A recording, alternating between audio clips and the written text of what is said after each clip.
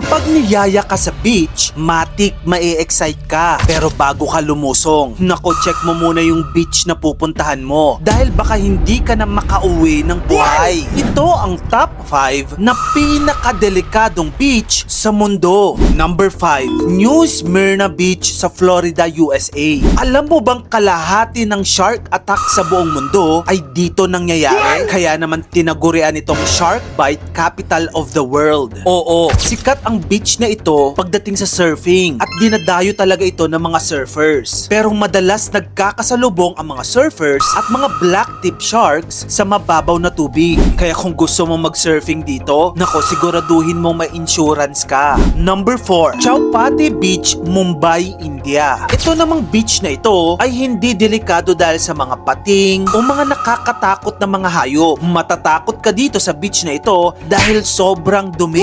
Oo, Chowpatty Beach ay talagang sobrang instagrammable pagdating sa gabi. Pero pagputok ng araw, nako makikita mo ang realidad sa beach na ito. Dahil ito ang pinakamaruming beach sa buong planeta. Punong-puno ito ng sewage, microplastics, pati fecal bacteria. Nag-staycation na sa beach na ito. Marami ring mga Indiano dito na tumatae sa beach na ito. Maliban dyan, dito rin itinatapon yung mga basura na galing mismo sa syudad. Number 3, Skeleton Coast sa Namibia. Alam mo bang may beach sa mundo na tinaguriang Boat Eater Beach? Oo, kasi kapag ka ang isang bangka ay dumaong sa beach na ito, malamang sa malamang, hindi na ulit ito makakabalik sa dagat. Eh bakit nga ba? May combination kasi dito ng killer fog, malalakas na current, at offshore rocks, kaya naman 1,000 plus shipwrecks ang nakakalat sa baybayin. Maliban dyan, nagkalat din ang mga hyena at mga desert lion sa mga dunes. Kaya yung mga barko at mga bangka, takot na takot sa beach na ito. Number 2, Bikini Atoll sa Marshall Islands. Tropical paradise ang dating. Pero in reality, alam mo bang dating nuclear testing ground ng Amerika ang Bikini Atoll Beach? 23 na atomic bombs ang pinasabog dito, including hydrogen bombs na talaga naman nagkalat ng radiation sa lugar na ito. Kaya pagdating sa gabi, may konting glow in the dark na effect ang beach na ito. Pero hindi mo alam, radiation na yon at delikado para sa iyong kalusugan. Okay, ano kaya yung number 1? Bago natin i-reveal ang pinakadelikadong beach sa mundo,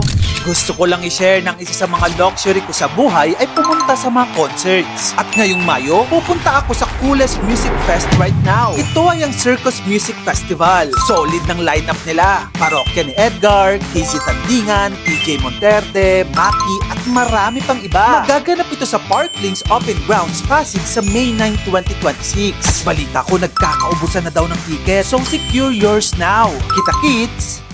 Number 1, Cape Tribulation sa Queensland, Australia. Tinawag itong Cape Tribulation dahil dito nagsimula daw ang tribulation ni Captain Cook at hanggang ngayon, tribulation pa rin sa turista. Pagdating ng buwan ng October to June, season niya ng mga box jellyfish. Isang nakamamatay na jellyfish na yung venom niya kayang pahintuin ng tibok ng puso mo in just 1 minute. Maliban dyan, nagkalat din dito ang 4-meter saltwater crocodiles na talaga namang kapag umatake, uma-ambush mode. So ayan na nga mga kamagkano, mula sa shark bite hanggang sa nuclear flash tan, alin dito sa mga nasabi kong beach ang lakas loob mo pa rin pupuntahan. At kung gusto mo pa na mag-ito pang klaseng content, i-follow mo na ako. Yun lang, maraming salamat sa panonood mga kamagkano.